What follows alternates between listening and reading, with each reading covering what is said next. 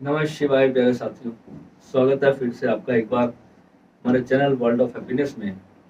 दोस्तों, मंत्र जाप के लिए इतने साधकों का क्वेश्चन आता है कि क्या मंत्र में चलते फिरते अपना काम करते समय, गाड़ी चलाते समय या किचन में कोई भी काम करते समय क्या मैं मंत्र जाप कर सकता हूँ।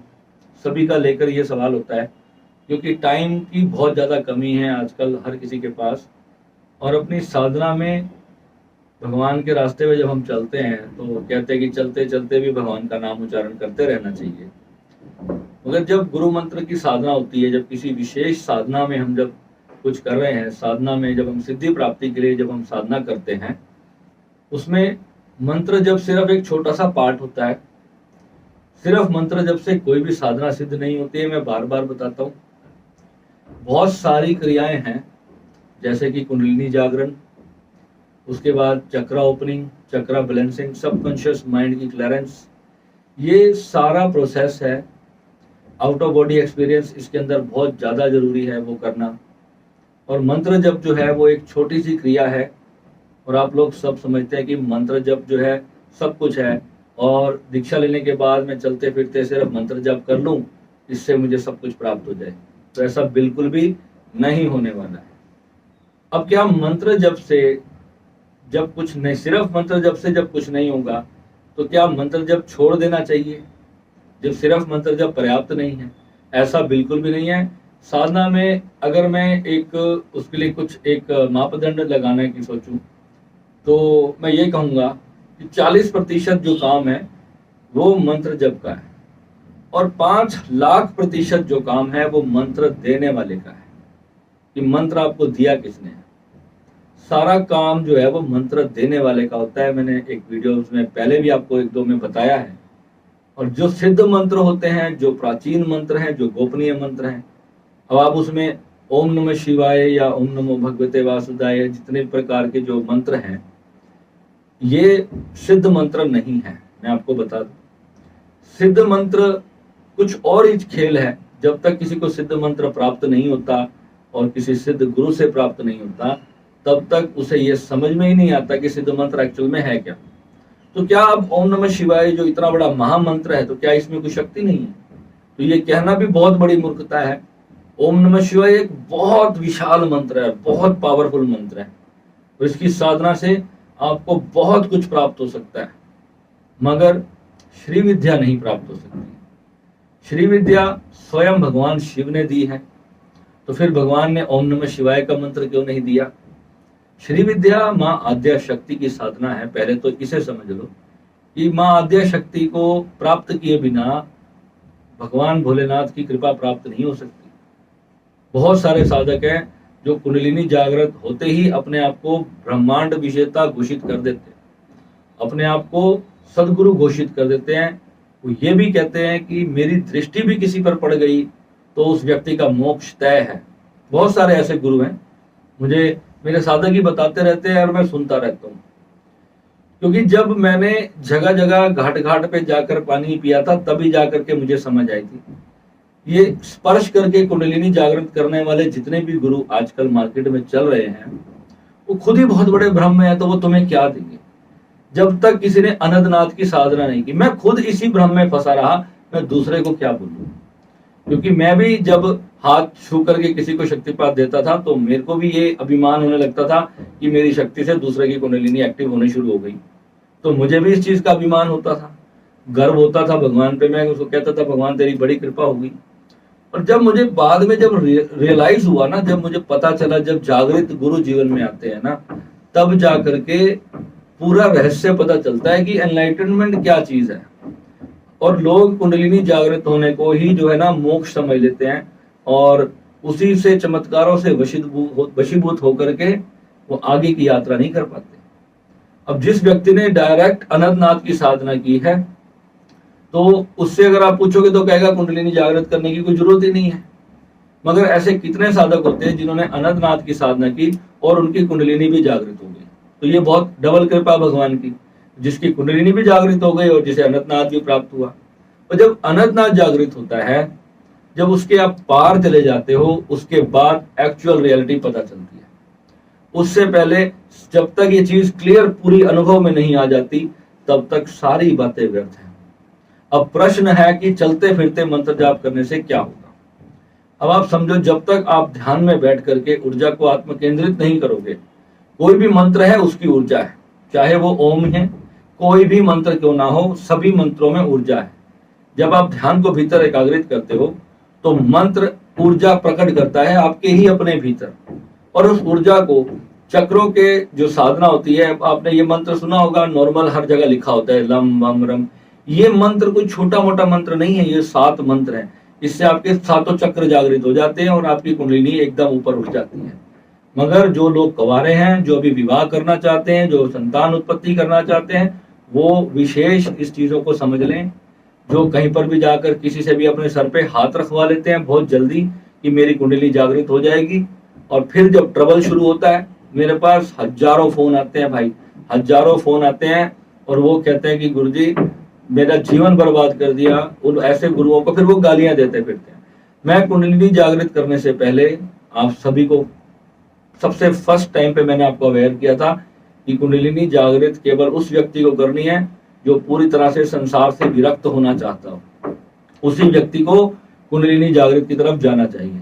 अब आप कहोगे कि मैं क्यों विरक्त नहीं हुआ, बहुत बड़ा क्वेश्चन होता है ये मेरे साथ होगा। आज हमारे साइड में थोड़ी कंस्ट्रक्शन का काम चल रहा है तो थोड़ा सा डिस्टर्बेंस आएगा, बट कोई बात नहीं, इसको मैनेज कर लेंगे। तो क्या है कि जब मेरे से ये क्वेश्चन किया जाता है तो मैं उसका क्या आंसर देता हूँ कि मेरा बृहस्पति और शुक्र की एक दूसरे पे दृष्टि है, और जब एक दूसरे पे दृष्टि होगी तो एक मुझे संसार देगा और एक मुझे अध्यात्म देगा, और बृहस्पति सेकंड हाउस में बैठा है। आप इंडिया के जितने मर्जी एस्ट्रोलॉजर से जाके पूछो कि सेकंड हाउस का बृहस्पति क्या देता है, आपको पता चल जाएगा।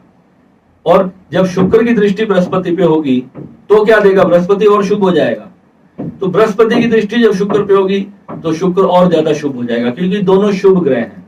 अब इन दोनों को एक दूसरे का दुश्मन क्यों कहते हैं, वो दुश्मन कहने के पीछे थोड़ा सा विज्ञान इसका समझने की जरूरत है कि दुश्मन इसलिए है, अगर आपने एक को फॉलो कर लिया और दूसरे को छोड़ दिया तो दूसरा परास्त हो जाएगा। यानी आपने अगर भगवान की तरफ चल दी और माता पिता परिवार बच्चों पत्नी सबको छोड़ दिया, यानी संसार की जो खुशियां हैं, जो भी संसार में आप जीना चाहते हो, अगर शुक्र की जो लग्जरी है अगर आपने उसको छोड़ दिया तो शुक्र हार जाएगा, शुक्र परास्त हो जाएगा, क्योंकि सारा बल बृहस्पति ले लेगा। और अगर यदि आपने सिर्फ बृहस्पति को फॉलो कर लिया और भगवान का नाम लिया ना लिया, साधना छोड़ दी, मंदिर जाना भगवान का नाम लेने पूरी तरह से छोड़ दिए, अब आपको चलना कैसे है, जब बृहस्पति को चाहिए तो बृहस्पति की तरफ दौड़ो, और जब भगवान चाहिए तो भगवान की तरफ दौड़ो। यानी बैलेंस लेके जब चलोगे तब ये जीवन बैलेंस होगा। और होता क्या है, बृहस्पति कई बार किसी का छठे घर में बैठा होता है, वो बहुत ज्यादा भगवान की तरफ चल पड़ता है, संसार छूट ही जाता है उसका, योगी हो जाते हैं, सन्यासी हो जाते हैं। और साथ में अगर केतु भी बहुत ज्यादा शुभ बैठ जाए किसी का तो फिर वो तो फिर लाल कपड़े डाल के निकल जाते हैं घर छोड़ करके।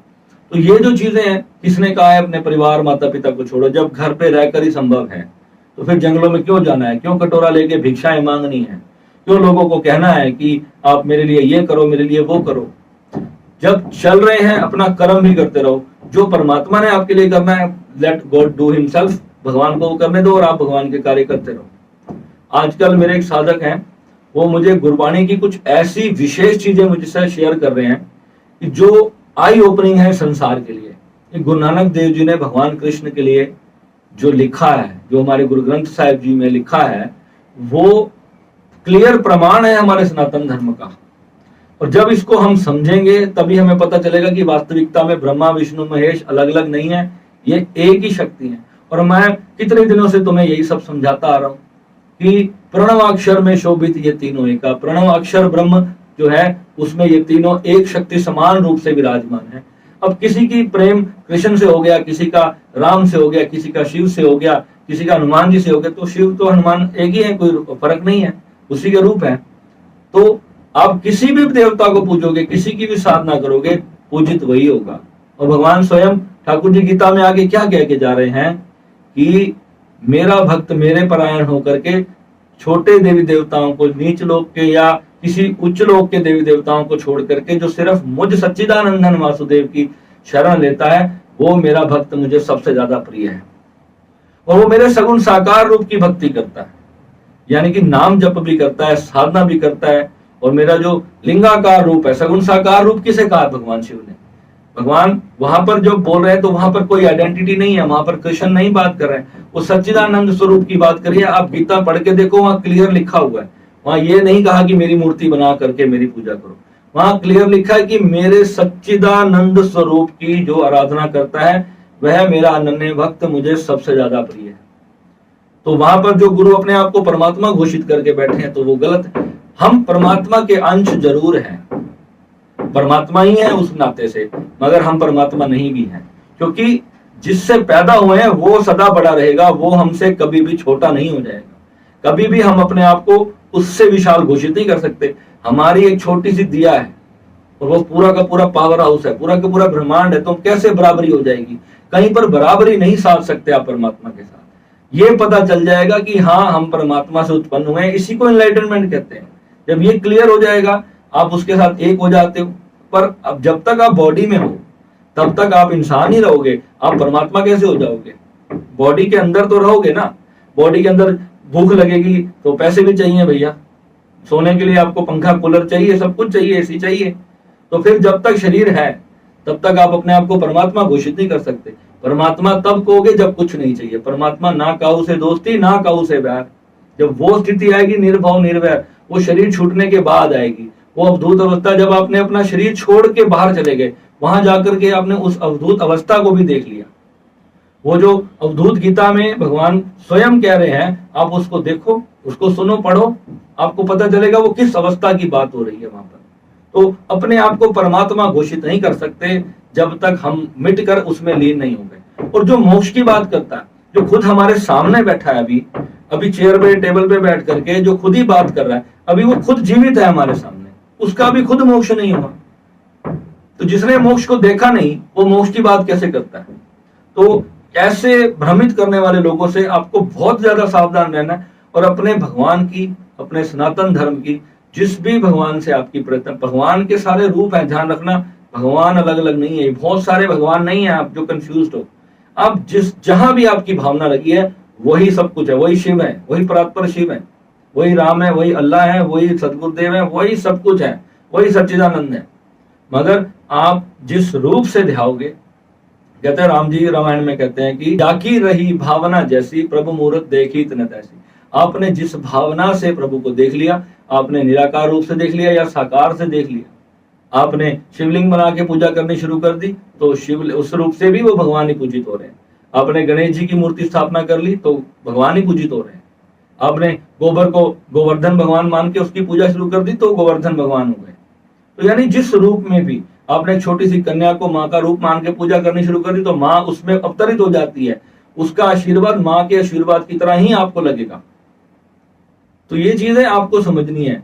अब चलते फिरते जप जप करेंगे हम तो होगा क्या? हमें अपनी उस भीतर की ऊर्जा को, जब हमें अपने चक्रों से ऊपर लेकर के जाना है परमात्मा के साथ, जब उसका साक्षात्कार हमें करना है और हम चलते फिरते भागते इधर उधर, हमारा ध्यान हजार जगह पे बटा हुआ है, तो हमारी ऊर्जा कभी केंद्रित होगी नहीं और हम उस दिव्य अनुभव को कभी कर नहीं पाएंगे। इसलिए चलते फिरते अनुभव तब करना चाहिए जब आप एक स्टेट में पहुंच चुके हो, तब जाकर के आप चलते फिरते भी जाप करोगे तब भी आपको उतना लाभ मिलेगा।